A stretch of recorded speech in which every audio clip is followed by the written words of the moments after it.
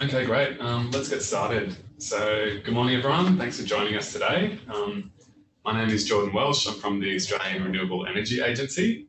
I'd also like to introduce my colleagues from ARENA who form the core team that are working on this program. Hi, this is Leon Chanter. And I am Lauren Vincent. Hi, Alexandra Motley. Jeff Erda. Thanks. Just for everyone's reference, we're going to be recording the presentation today and making the slides and the recording available on the ARENA website. Okay, so I'll just skip ahead. So in today's agenda, we're going to be discussing our purpose today, providing you with a background on ARENA and the existing portfolio of microgrid projects. We'll provide an outline of the RAMP program objectives and how ARENA proposes to approach the program design. And then we'll discuss the next steps, how we're getting feedback from you, and open the floor to questions. Before we get started, we would like to begin by acknowledging the traditional owners of the land in which we meet and pay our respects to their elders, past, present and future. We extend our respect to any Aboriginal and Torres Strait Islanders joining us today. So why are we here? Today is a public consultation session on the Regional Australia Microgrid Pilots Program, which we'll call the RAMP program, or RAMP for short. Our aim today is to provide you with an overview of the RAMP program and how ARENA proposes to implement it. And we also want to get your feedback on this initial approach. Please note that the discussion today is our proposed approach, as in this is a working draft, and we're open to your feedback and considerations as we continue to develop the program. Also note, this is the second of two webinars. This will virtually repeat the same content as the webinar on Wednesday, so there's no need to attend both. We do have 90 minutes booked in, but from our experience, the slides will take about 30 minutes and Q&A will take around 30 minutes as well. So to give a brief overview of the program, the Commonwealth Government allocated $50 million to ARENA to administer the RAMP program over a 6-year period from financial year 21 to financial year 26.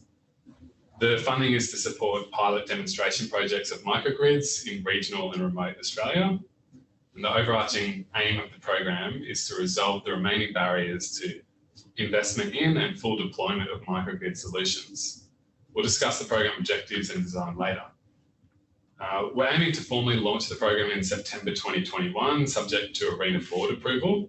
So that's 3 months away. Now today we're seeking public feedback across 3 main areas. Firstly, we want your specific feedback on our initial approach to the program. This includes the program objectives, the program design, identifying the barriers to microgrids and so on. Secondly, we'd also like to answer any of your general questions on the program. And thirdly, after the webinar, we'll also like your input on the potential pipeline of microgrid projects. In today's session, we'd like to get live feedback, and we're going to be using Slido as an interactive platform for this feedback and questions. So you can access Slido by downloading the app or going to the website slido.com. Then you simply enter the event code #RAMP, IMPP. We'll ask you several questions throughout the presentation. You'll also have the opportunity to submit any general questions via Slido, which we'll do our best to answer as we go or at the very end. Lastly, at the end of the webinar, we'll have an open Q&A to pick up any general questions and feedback you have, again, via Slido.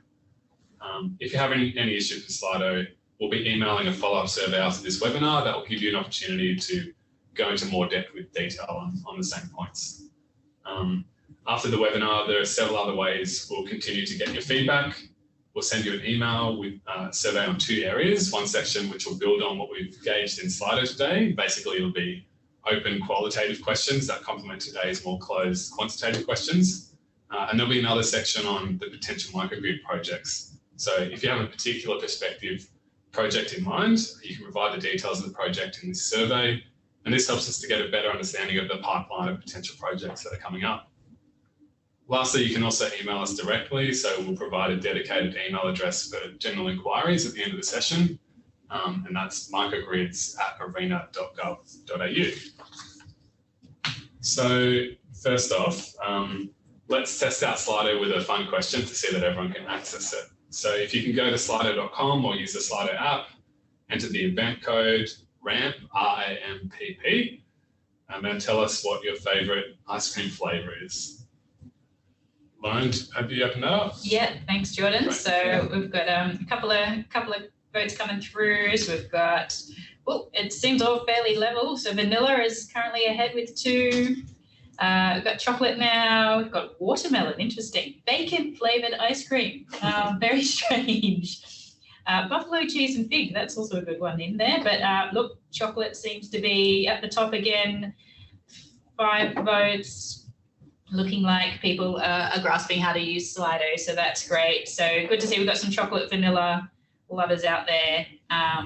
Excellent, everyone. So yeah, awesome. Banana paddle pop. Banana paddle pop. Yeah, great. So I think everyone's grasped that. So I'll close the poll now. Thank you, everyone. Great. Leon, do you want to give us a summary of Arena's background and the microgrid portfolio? Thanks, Jordan. Leon here. Okay, so for a bit of background on Arena, which I'm assuming everyone is reasonably familiar with Arena, but just a slide or two reviewing that. So Arena was established by the Australian government in 2012. Our purpose is to improve the competitiveness of renewable energy technologies and increase the supply of renewable energy. And we achieve our purpose by providing financial assistance to projects, typically grant funding. And without government agency taking that innovation risk, the pathway to commercialisation would be difficult for many new technologies and businesses to overcome by themselves. In addition to grant funding, Arena conducts knowledge sharing from our funded projects to help the renewable energy industry learn from the project experience. And knowledge sharing, we really view knowledge sharing as our key return on investment.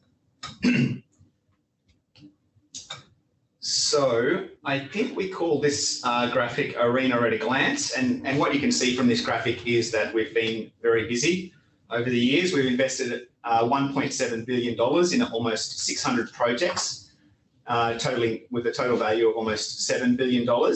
And that's, excuse me, for every Arena dollar spent, we leverage over $3 of private sector investment. That investment you can see is all around Australia and across a range of renewable energy technologies. So just looking at investments that are relevant or background that is relevant for the microgrid discussion. So part of that work, we have developed an historic portfolio of regional and remote microgrid projects, including some of you may be aware of the RA initiatives. Excuse me, frog in my throat. So the RA industry program, that included some projects such as Cooper Pedy, DeGrussa, the Lord Howe Island project, Weipa, Yulara in Central Australia. There was the community side of that, the CARE program, which included Flinders Island, the Northern Territory Setup project, and the Rottnest Island project. So they were all the remote isolated projects. In addition, Arena has supported a significant portfolio of DER related projects. And I'd refer you to the State of the DER report, which provides a breakdown of DER technology integration functions and maturity. You can find that on our website. It outlines a framework comprising 13 functional areas across 4 integration topics. So I think it reviews approximately 45 projects. And there's another report, which is a little bit old now, the Arena DER projects report from 2019. And while dated, it does provide a summary list of DER projects at that time. And in that list, be mindful that the work that DER is used quite broadly for that list.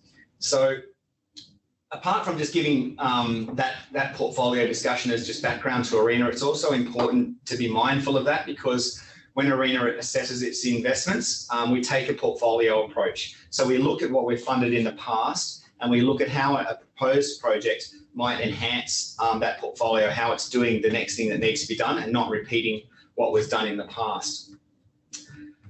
Excuse me. While not an Arena program, it also mentioned the Regional and Remote Community Reliability Fund. Some of you on the line today may actually be recipients of round 1 under that fund, or the applicants to round 2, or be aware of that fund. So that's not managed by Arena, RRCRF. That, however, that program is providing funding for feasibility studies. So applicants under that program producing a feasibility study could certainly come into Arena's RAMP program, but you don't necessarily have to be a recipient of RRCRF to be eligible for ARENA's microgrid program. You do, however, have to have completed a feasibility study. So it doesn't necessarily have to be an RRCRF feasibility study, but it does have to be a feasibility study. So now, moving on to program objectives. Great. So as discussed, the government's allocated $50 million towards the RAMP program. The program will support pilot projects that demonstrate microgrids in regional and remote areas of Australia. The definition of regional and remote being areas that are outside of major cities. The overarching aim of the program is to resolve the remaining barriers to commercial deployment of microgrids and microgrid solutions. To be considered, the projects must include a few items. These are the deployment of equipment and technology solutions that enable microgrid demonstrations. That means the projects will either deploy equipment or leverage assets that are already on the ground. Further, projects will need to have already proven feasibility, as Leon's just mentioned. This may be through a feasibility as part of the Regional Remote Communities Reliability Fund or via an independent study. The projects must demonstrate improved resilience and reliability of microgrids and be located in regional and remote areas of Australia. In assessing applications, ARENA will consider multiple aspects, including, as discussed earlier, taking a portfolio approach and looking at work that's been done either via ARENA-supported projects or otherwise. And projects are expected to address one or more of the remaining barriers to commercial deployment of microgrids. And I might ask Leon to talk a bit more about the identified barriers. Thanks, Jeff. That brings us really to one of the key areas that we're seeking feedback on today. What are those barriers to full deployment of microgrids? So for simplicity, we've been thinking about microgrid barriers under the very high level categories of regulation barriers, regulatory barriers, technical barriers, commercial barriers, and consumer or consumer-facing barriers. So firstly, regulation. We understand that regulations pose significant barrier to full deployment of microgrids, putting aside that initial challenge of defining what exactly you mean by a microgrid, and that's a big question in itself. And I'll come back to that on the next slide. It's really a matter of who you ask in terms of what answer you get. Microgrids require interaction with multiple regulations and with different stakeholders for various aspects of microgrid development, deployment, and operation. And while some of those barriers are universal, or perhaps national, others are specific to jurisdiction or geographically specific. So moving on to technical barriers, and while many off-grid demonstrations exist, citing our portfolio that we talked about a moment ago, and ARENA supported all those DER projects, many sort of technical challenges remain, and I think we could spend many hours or all day talking about technical challenges of microgrids and what has been demonstrated. So let's not do that now, because this is actually about us asking for feedback by the post-webinar survey to provide your thoughts on technical barriers. Similarly, many commercial barriers exist, and whether those barriers are due to high capital cost of equipment, lack of appropriate valuation of services of the microgrid, the use of microgrids to increase resilience to natural disasters such as bushfire or flood-affected communities has really been constrained by a bias towards traditional infrastructure solutions, and that often happens due to particular regulatory and commercial characteristics of the situation. For effective consumer engagement, combined with a broad range of consumer-facing solutions that support the transition to a microgrid supply arrangement. Excuse me. I'll just repeat that. Effective consumer engagement, combined with a range of consumer-facing solutions, support the transition to a microgrid supply arrangement, and that's critical to the successful delivery of a microgrid. And when you're thinking about the consumer-facing solutions, I again direct you to our website, amongst other areas, to the DER Consumer Insights Report. You'll find that on our website.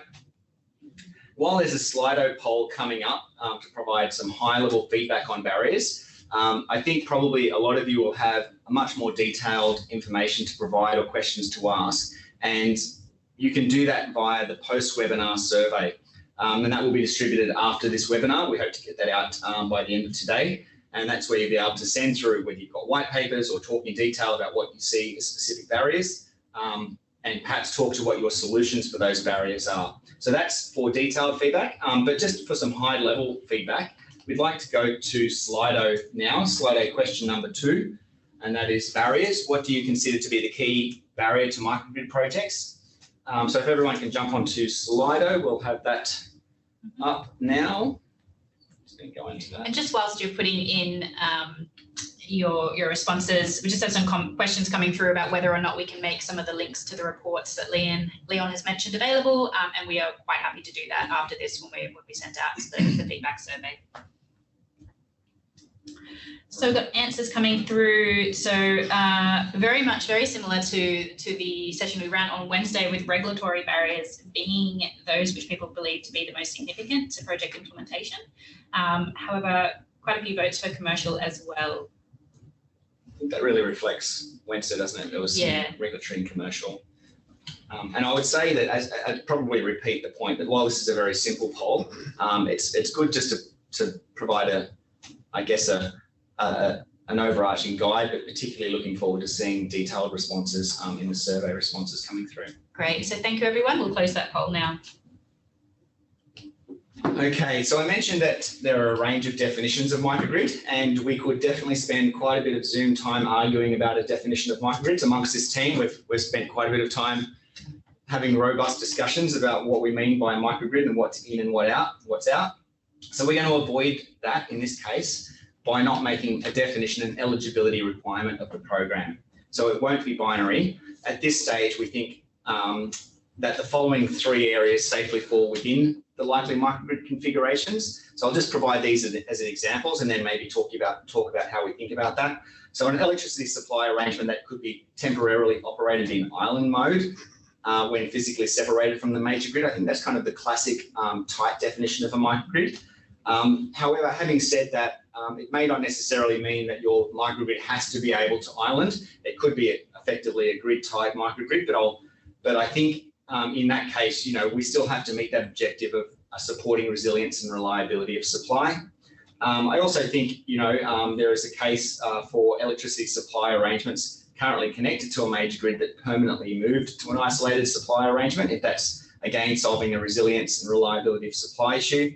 And then there are electricity supply arrangements that already operate as an isolated grid and will continue to do so. So that's very much like that earlier portfolio I mentioned, the Regional Australia Renewables projects that we supported.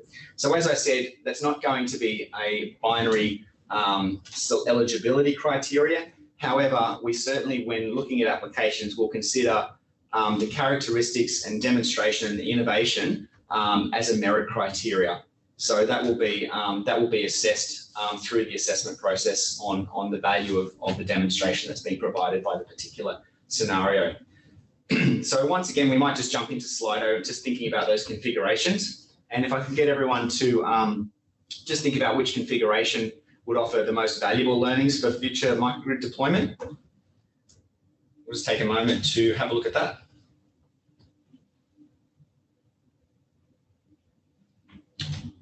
Great, so got a few responses coming through.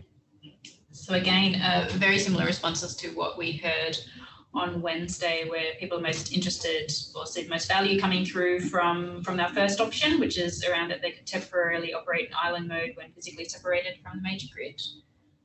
But still a few people thinking that those that are currently connected to a major grid permanently moves to an isolated supply could be some value there as well at 16%. And then the others on the last 2. So, but otherwise, overwhelmingly at 74% of that top option. Thanks, everybody. I'll hand over to Jordan. I'll hand back to Jordan to think about the program design. Great, thanks, Leon. So far we've talked about what we want to achieve in our objectives and identifying the barriers and defining the configurations. The program design is about how we achieve that. So ARENA is proposing that we use an open program, which is a non-competitive merit-based approach, the RAMP program. There are several benefits to this. So it will enable an application pipeline that can support a range of project timeframes. So projects that are ready to apply for funding early can do so, or those which need more lead time will also have that. It creates an opportunity for projects to complete a feasibility study if they haven't already done so, without the risk of missing a strict submission deadline. And we're also proposing a one-stage assessment process. So we typically use a two-stage assessment process in most of our application assessments. But in this program, applicants will have already completed a feasibility study. So there's already been a reasonable level of work completed. The benefits of a one-stage assessment is that it reduces the application time because there's just one efficient single assessment. In terms of the program guidelines, after we take on feedback from this consultation, we're looking to launch the program in September 2021. That's subject to ARENA board approval. And that will include the final requirements for applicants to meet and outline the merit criteria that we're going to use for the assessments. So in most of ARENA's funding programs, we use 5 merit criteria to assess applications. We're proposing to use these same 5 criteria for the RAMP program. So the first point on the contribution to program outcomes is really the most unique to each program. This is aligned to what we've already been discussing today. So the program outcomes are to resolve barriers to microgrids, to demonstrate improved resilience and reliability, to build on the existing portfolio and so on. In applicant team capability and capacity, we typically consider collaborations between stakeholders, the credibility of the team, the team experience, and in the activity design method, risk and compliance, we typically consider the clarity of the project design, the timeframes, risk management, the methodology of delivery, and so on. In the financial viability, we typically consider cost competitiveness, the detail in the budget and the financial model, the certainty over the costs, and the ability to manage overruns. And finally, knowledge sharing, we typically consider what new knowledge is being generated and how clear the knowledge sharing plan is. So what lessons will be generated, who will these be shared with, how are they going to be shared, why these are valuable, and so on. Applicants have to agree to publicly share information resulting from their knowledge. Again, that's really ARENA's return on investment. And now I'll hand over to Jeff to talk about the parameters. Okay, thanks. So these are our proposed program parameters, somewhat of a straw man of what projects might look like or fit into. So the first one is just a grant request, and we expect it to be somewhere between 500,000 and 5 million. This is not a prescriptive amount, and each project will be assessed on its own merits. However, projects that require more grant support will generally be expected to deliver a greater value. ARENA may provide up to 50% of the total project costs. Projects that ARENA support must have a pathway to commercialisation, and accordingly, applications must demonstrate how the project will achieve a commercial product over time and how the ARENA grant will assist in achieving that goal. Obviously, the greater the percentage of the grant required, the larger the gap between commercialisation and the more work required to describe that pathway. We anticipate that projects will have a 3 to 4 year timeframe.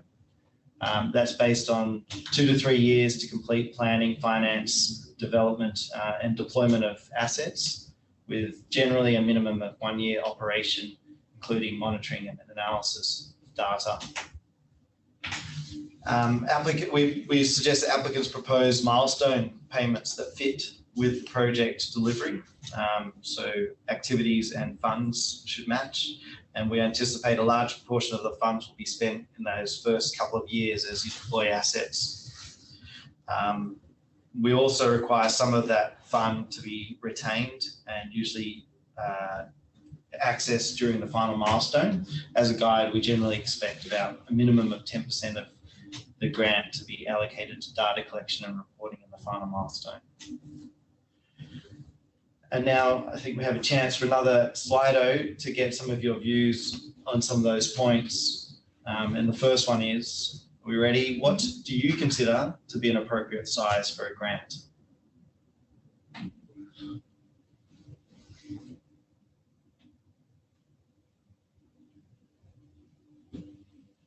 Okay, so we've got some answers coming through now. So majority at this time are around the sort of 1 million to sort of 5 million kind of range, which again is kind of what we were anticipating. So it's good to see. So in the vast majority around the 2 to 5 million at this point, over 50%. Obviously that has some bearing on what people's particular projects might look like and what they're looking at. But yeah, great feedback. Great, so I'll close that one now. So I think we'll move to the next. So the next question is, if you have a project, how long do you require to submit an application, including getting a feasibility study ready if you don't have one already?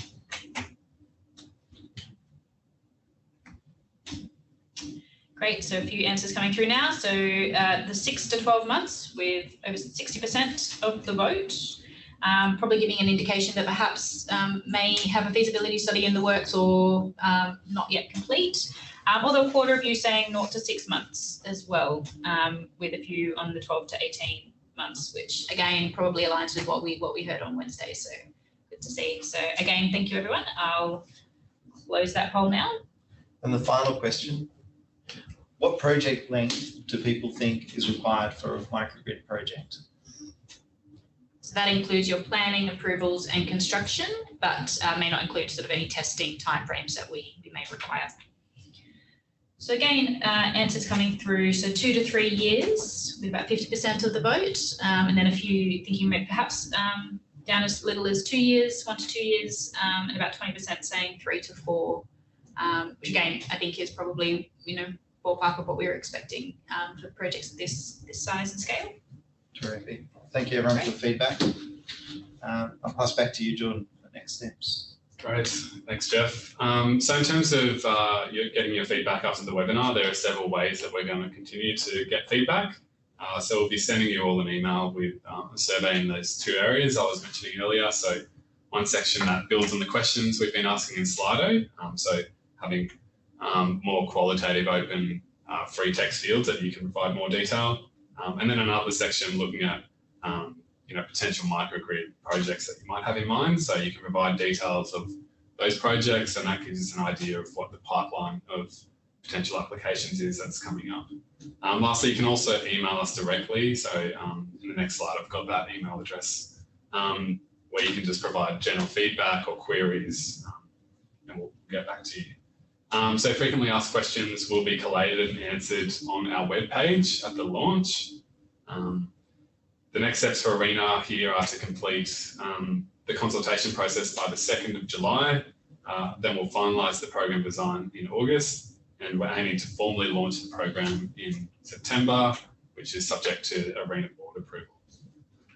So here is the dedicated email address if you want to reach out to us. We welcome any thoughts and follow-up questions and comments. Otherwise, thanks for your attendance today. If you'd like to know more about the RAMP program or ARENA's other activities, you can visit our website. And lastly, I think we'll just open to questions in Slido, and we can go through and start to answer some of those. So if you have any general questions or queries, please just raise them in the Q&A section in Slido, and we'll discuss them now. Sure. So maybe first up, we've had a few questions coming through around just the sort of nature of the feasibility study. So I'll kind of collate these together, and we'll see if we can kind of answer all at once. But I guess questions around, if you complete a feasibility study and the project is found to be unfeasible because of the barriers that exist, does that still then warrant the potential for the project to proceed to kind of reach out for ARENA funding? Or are there any sort of minimum thresholds that ARENA is looking for that need to be demonstrated as a result of that feasibility study? Sure, Leon, go.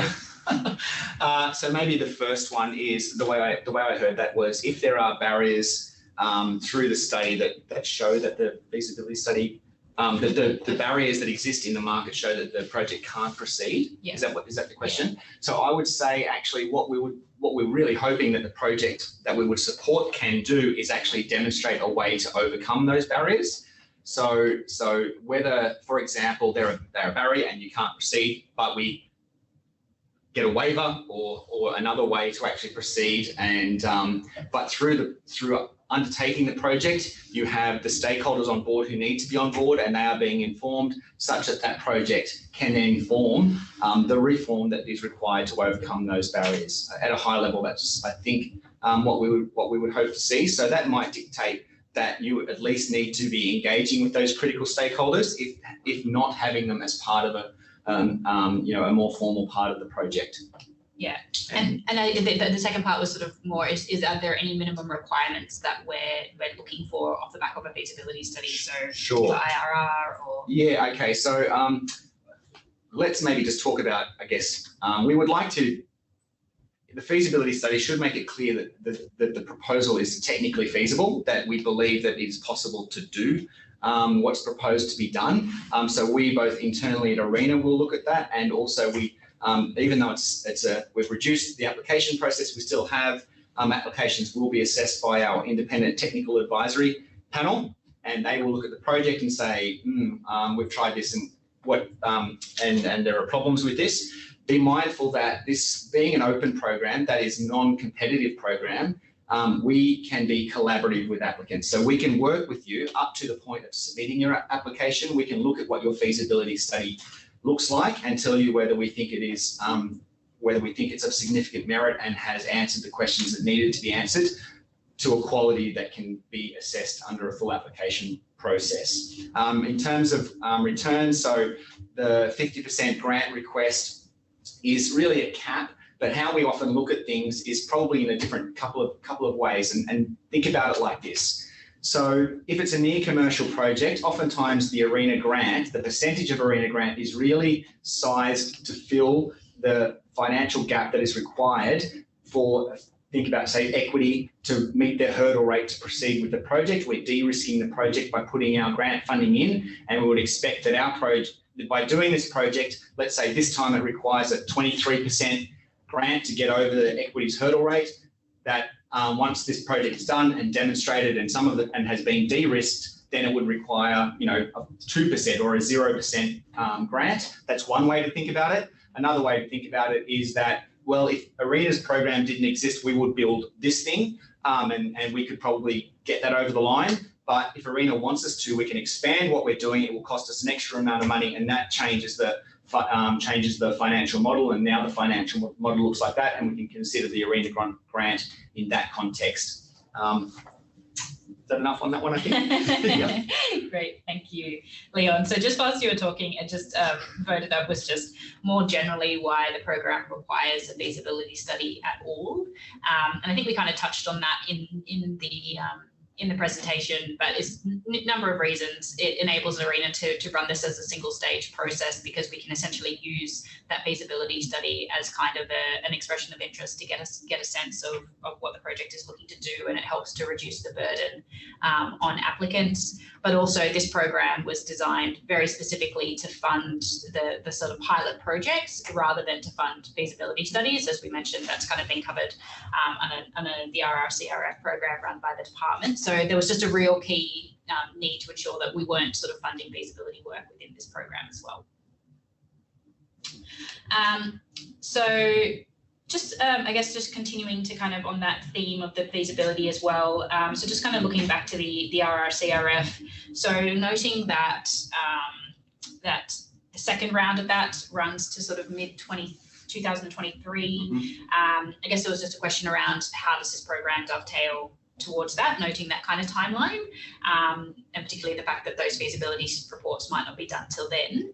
So I guess I'm happy to take that and say, as we mentioned, this is going to be an open program. In terms of how long the program will run for, it's kind of going to be dependent on when those funds are allocated. So we've got $50 million to spend. Initially, we imagine it'll be open for most of next year. However, if we get good uptake and we believe that it's warranted to extend the program, then we'd be quite open to doing that. So we're definitely not closed off to the idea that we'll be able to accommodate projects from round 2. But sort of the first stage of this program, I guess, is going to be a test to see what's out in the market. If we get good uptake as well, then we may look at other opportunities to extend it further. So. But please, if you are working on something, you're not excluded from being able to come and talk to us about it. So you can let us know at any point as you're kind of progressing through that process. We'd be happy to have a conversation with you once the program is launched. Okay. So some few questions around sort of what entities ARENA may be targeting. So sort of what entities will be eligible to submit an application. And I guess there was also another question on that around sort of how, say, for example, more smaller startup companies might be able to compete when we're kind of assessing projects on that merit basis. Are there any kind of considerations that we will be requiring or forcing upon applicants to ensure that they sort of have a level of success? So maybe the 2 parts of the question: what entities do we think will be eligible, and then how is ARENA structuring the program to sort of target different size entities? Does anyone want to take that? Sorry. Yeah, I'm happy to talk about that. This is. And we've had this question on Wednesday, kind of in a different frame, and that was around, do you have to have the networks involved? And maybe that's a way to think about it. And well, in many cases, you're dealing with proposing a microgrid on the network. So I imagine that in some form you would need to be engaging with the network service provider. However, that's certainly not an eligibility requirement of our program. I imagine that many of the barriers, overcoming many of the regulatory barriers, many of the commercial barriers do involve engagement with the network service provider in many cases. However, I don't necessarily think that is exclusive. I think that there are, particularly when you're thinking about resilience and community resilience, I think there will be situations where communities have experienced natural disasters, and over 12 months ago, the tragic bushfires are really, I think, in many cases, what we're talking about, not exclusively though. And there will be situations where communities have identified critical community infrastructure that was out of service during the bushfires. So thinking about perhaps whether it's a centralised evacuation point, the community hall that didn't have power during that time, or a water supply, or communication equipment, or the local fire brigade, or whatever community infrastructure. Now, that may not necessarily require deep engagement with the network service provider to propose a project like that. I would be mindful though, and this is relating off topic, but relating to that kind of question from a community group. The program, what we're trying to do here really is, one, acknowledging that there's those resilience challenges, but the program is trying to find a new systemic solution to that, rather than solve every individual community's resilience challenge. And that's be mindful of that when you're thinking we're a small community group and we're going to struggle to get 50% grant funding together to be eligible for this program. What I would say is, really got to think about, what's the model that you can bring forward that solves the case for your community, and then could be an example for how other communities can move forward, that ultimately does not require grant finance down the track to be viable. So that's went off track there a bit, but we got there. No, that's fine. So we do have a few questions coming in around sort of project costs and sort of what's eligible, and so questions, for example, can the feasibility costs be included in the total project cost? If a project's already under construction, could we apply for a grant under this program there? And sort of questions along that nature. So is money already allocated or spent eligible for funding? So in short, the answer is no. So anything that is spent to date prior to you submitting an application and going, or realistically prior to you signing a funding agreement, is not eligible spending. So if you've completed your feasibility study, unfortunately, ARENA cannot fund that. If you've already commenced construction, any works kind of would not be eligible. I think it would be a very difficult project for ARENA to step in and fund if you had already commenced it, because one of ARENA's requirements is to demonstrate that sort of the funding is required. And I guess the assumption would be if you're already underway, then we would assume that you're probably able to progress without grant funding. So generally, as a rule of thumb, eligible expenditure is linked to any project costs that are directly attributed to the project that you're proposing to ARENA that have not already been spent prior to that signing of a funding agreement. But that information will be better explained and detailed with a full list of what's in and out in the program guidelines when they're likely to be released later this year. So in terms of so just a general question, are we going to share the slides and presentation? Yes, we will. It'll either be probably made available early next week, because we'll also collate the recording from this session and put that online as well. But we will send you a link when those materials are available. So just maybe moving through, so what's the definition of regional and remote? Yeah, is it the same as in RRCRF? Yes, at the moment that's the intention. The final decision will be made and be available when the guidelines are published. But at the moment, it's intended that we mirror the RRCRF definition, which I think was similar to our original RAR programs from early ARENA days. That will be finalised in the guidelines, but take that as yes for the moment. Great. So there was a question when we were talking about the sort of different scenarios about whether or not, isolated from a major grid. Are we able to provide a bit more clarity as to what we mean by a major grid? Yeah, interesting. It's a funny one. I when I wrote that slide, I chose my words carefully, and major grid is deliberately ambiguous. I think the way to think about that is to say, one, we're not specifying that the project must be on the NEM, or it must be on the Swiss, or it must be on the DGIS, or the Alice Grid, or Mount Isa. But I think when we're talking about that islandable thing, if we are proposing an islandable thing, the way I think about it, maybe an example would be, obviously if you've got a small feeder connected to the NEM's a major grid, but let's try some more challenging scenarios. And a more challenging scenario might be a project we funded that Horizon Power undertook in Carnarvon. And in that particular case, they demonstrated islanding a feeder, one individual feeder with a small number of customers on that feeder. So in that case, you can imagine that feeder being islanded doesn't have an impact on the grid that it's islanding from. And that's one way to think about it.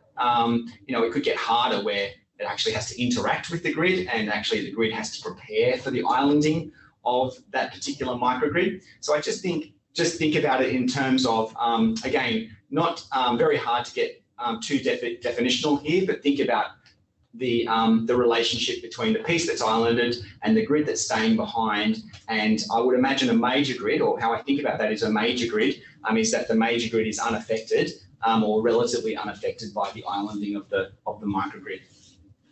Great. So I think, and maybe I'll just jump to the next question, because you talked about our existing portfolio, and I don't know if we're going to have the answer to this question off the top of our head, but and maybe anyone in the room, if you kind of know, do we have a sense to date of sort of how many projects within ARENA's current portfolio kind of address some of the scenarios or barriers that we've been discussing today? Yeah, that's a good question, really. So we've done the RAR projects, and they were predominantly remote isolated systems. So in those cases, we've demonstrated that you can hybridize a remote diesel station. I think that's been done. But that's not to say that there's not potential to take the next step in those remote locations. So it could very well be, we supported the Northern Territory Setup Project, which was a relatively, medium penetration, renewable energy penetration. It could be that, a subsequent project demonstrates the use of DER assets in those communities to get to diesel off. It could be, a new business model in remote communities. So I would say we've got a portfolio of remote projects there, but they don't exactly overlap. And then likewise in the DER space, DER covers a lot of areas, really a lot of areas. So, whether it's, so some form of, let's say, for example, a VPP, which is really aggregating, if the project is aggregating assets to operate as a single generator to participate in energy markets, that's probably less interesting than in the way that you are managing those DER assets to support resilience and reliability in a local area, as opposed to aggregating them all to operate the same to provide participation in the market. I think there's probably, certainly we don't want to fund projects that we've already done. So we'll be looking for new and innovative projects. Great, thank you. So maybe I want to dovetail next to another theme that's come through around our considerations on the merit criteria. So there's a more general question of what is meant by non-competitive, and we'll jump to that in this sort of response. But so in terms of when we're assessing merit criteria, are we going to consider how progressed a project may be? Like, is it sort of, shovel ready, or has it still got a way to go in terms of the development process? And then also sort of on that, I think, which is kind of somewhat related. So if a project, say it's a $50 million project and there's an initial sort of engineering design or detailed analysis stage that needs to be required before the project could start, would that be eligible? So I might have to have a quick jump in on that one. So more generally, what do we mean by non-competitive? So this means that your project will be assessed for merit against its own internal merit. So we're not going to be assessing or comparing projects, or you won't be competing against other projects as you may do in a competitive process where we'll review all the projects at once, rank them, and then determine the winners. We'll be looking at each project individually for its own merit and its own performance against the merit criteria that we're providing. So there was another question on that. It was, is that something we're going to consider in terms of looking at different applicants to come through? So yes, definitely. So we're looking for a broad range and diversity of projects across the portfolio. So that's kind of what we mean by an open, non-competitive process. In terms of the project progress and whether you need to be shovel ready or whether we've got an expectation that there may be requirements for some sort of early, say, like engineering sort of analysis or study need to be completed, I think we're kind of open to both. So obviously great if you're shovel ready and good to go, that's a really great proposition for us, but also we also understand that even though you may have completed a feasibility study, for some of the larger, more complex projects, there could still be engineering analysis or a feed study, for example, that needs to be completed prior to when you can commence work. And in both those scenarios, you would be eligible to apply. That's our expectation at this point anyway. Of course, the guidelines still need to be finalised, but we're open to both scenarios. I don't know if anyone has anything they want to add on that. I guess, yeah, just a few points. So using those as an example where we are talking about a project which has a contract in place with an EPC or mature contract in draft, that is something that speaks to the merit criteria around sort of the team capability and the project design. So that would look, more meritorious in those areas, but there are still other categories around how it aligns to the program objectives or barriers it's addressing, the knowledge sharing that it's seeking to produce, the financial credibility. So the merit criteria are still quite well-rounded. And I think another point about the open, the non-competitive program approach is that we can, discuss some of the early drafts that you are considering submitting. That's something that we can't do in a competitive round. It needs to, it's not a black box, I guess, that you're submitting into. It's something that you can discuss with us before submission.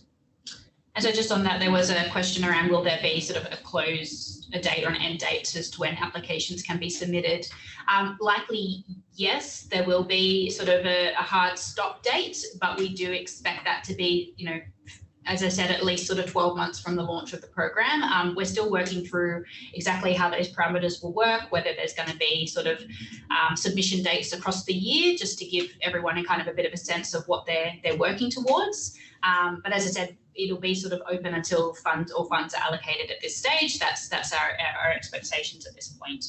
I think, yeah, so we're getting some feedback at the moment on what a reasonable lifespan is for these projects, and it might be that we simply work back from the end of the program funding allocation. with that lifespan, and that might become the close of the program, which might be around the same time that the RCRF round 2 closes as well.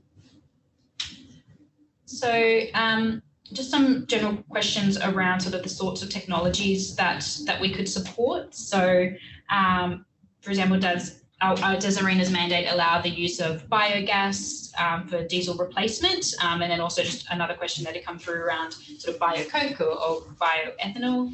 And then I guess that's one part of it. And then there was another, which is, so is it okay for a new microgrid project that's predominantly solar and battery based to include backup diesel? So I guess there's sort of 2 parts to that question around the sort of bioenergy space, and then also whether we can allow diesel within our projects. Sure. Okay. I'll have a go maybe at the second one first, and then give that the first one. Is it okay if a new microgrid project, which is predominantly solar and diesel based, to include backup diesel? I think the answer there is yes, that is okay. We're certainly, we've funded projects where there is an ambition to achieve 50, 60, 70, 100% renewable energy. But, that balance in many cases is gas or diesel. We're very mindful of what we're actually providing the funding for when we're looking at the financial model and looking at the requirement for, or the financial gap that the ARENA grant is providing, and we'll consider what the money is actually going to solve. So, for example, in many cases, we get an application where it's a new storage technology tied to a solar farm, and we actually will probably consider our grant relevant to the storage technology, and not necessarily consider, providing funding into a utility scale solar farm these days, considering the relative commercial state of solar farms.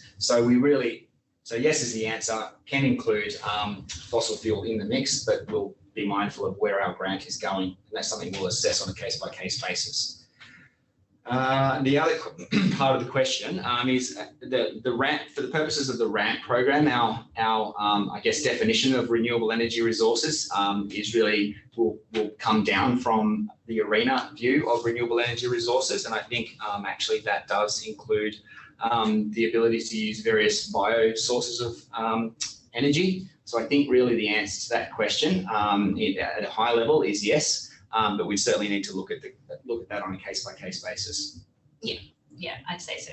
I agree with that one. Yeah. So just a couple of last questions in there. So does ARENA see its role as facilitating changes, so say, for example, policy changes with regulators and incumbent utilities as key barriers that are regulatory and commercial? Me again?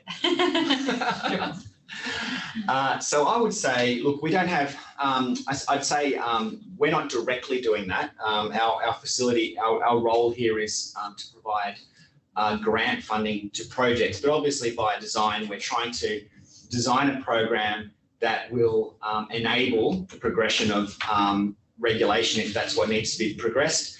So we'd be seeking projects that have those right stakeholders engaged, or that the outcome of the project is something that the right stakeholder has actively demonstrated that they want to see before they consider reform. So a good example of that in the past may very well be we've supported the second stage of the Hornsdale battery. Our support in that project was very much conditional on demonstrated interest from AEMO and Electronet, and the participation of those entities in a test plan that showed the performance of that battery, which was going to solve or demonstrate synthetic inertia. So it was about saying, we will fund that project because we believe that this battery will demonstrate this change. That's great, but it's not a case of build it and they will come. We need to see those important stakeholders inside the tent, or at least very demonstrating a strong interest in this project, such that it can influence the change. We're certainly also happy to play a facilitation role, introduce people, certainly talk to the appropriate regulatory bodies if necessary, and if other things come out of the program or other obvious things that it looks like the industry needs, we'll see what we can do about facilitating those as well. I think this dovetails to the next question. How does the RAMP program interact with DEEP? Yeah, sure, I can take this. Yeah, good question. So just for those who are not familiar with it, DEEP stands for the Distributed Energy Integration Program.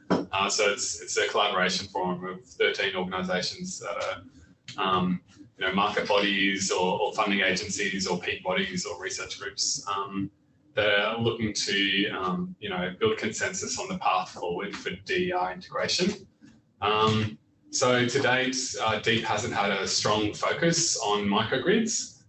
They've got 3 active work streams. One's on interoperability and cybersecurity, one's on operating envelopes, and one is on EV grid integration. So I think that potentially I could imagine some applications may have some overlap with EV grid integration or interoperability and cybersecurity. And I think depending on the application, there may be some relevance for knowledge sharing that then feeds into those DEEP work streams. So I think in a Venn diagram there is a bit of overlap between DEEP and the microgrids program, but I don't think it'll apply across the board. Great. Thanks, Jordan, our resident DEEP expert in the room.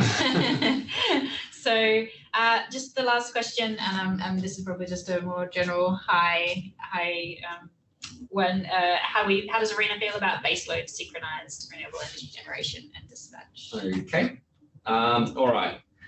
Not talking on behalf of ARENA. How do we feel about it? So I think the question is asking, what's our view of maybe? I'm going to take a question like this: what's our view of the future landscape, perhaps inverter-based renewable energy generation, or a future grid that is primarily inverter-based? I think there is the possibility that is our future a lot down the track. I used to think that was absolutely certain. When you look at the ISP, you see prediction of a lot of pumped hydro in there, and I imagine if there's lots of pumped hydro as our storage, well, that may very well indicate a longer life for a synchronous grid.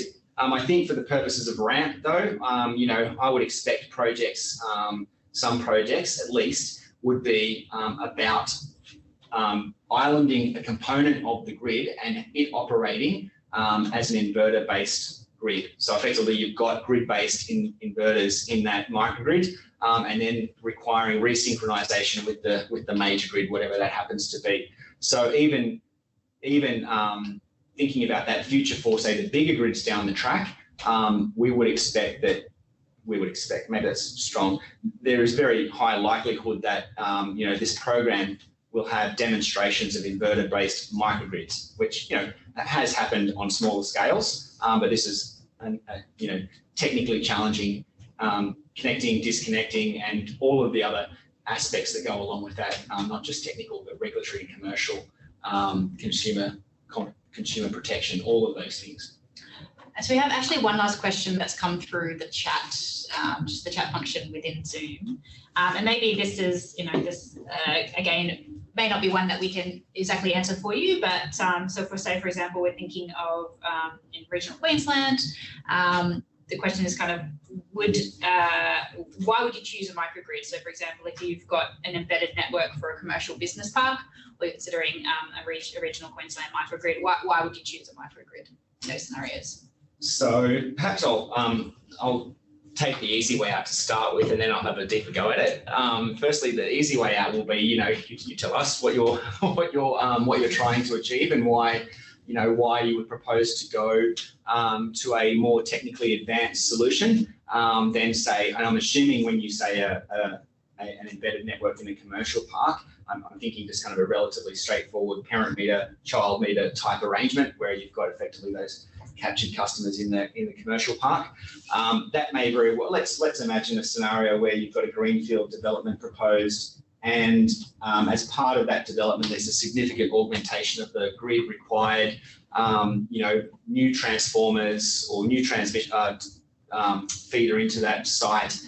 However, if you propose a microgrid solution, you may be able to have instead of spending all of that money on the grid augmentation, you may be able to demonstrate that a microgrid can actually solve a lot of that energy generation and consumption and distribution within the park. So that's certainly something for that we're seeking feedback on. Excellent. So I think that is all the questions that we have for today. So thank you so much, everyone. So just to wind up, as we said, we'll be sending out a feedback survey where you can give some more detailed responses to the sort of questions we raised today, as well as give us a little bit of an overview if you've got anything in the pipeline that you want to raise to us. These slides and a recording of this session will be made available on the ARENA website. We are continuing to seek feedback up until sort of the end of June, early July, by which point we'll sort of start to squirrel down and develop the guidelines and as you said, look to hopefully launch a program subject to board approval in September. So thank you everyone for joining. If you've got any questions, contact us at microgrids@arena.gov.au. Thank you all. Great, thanks. Thanks all.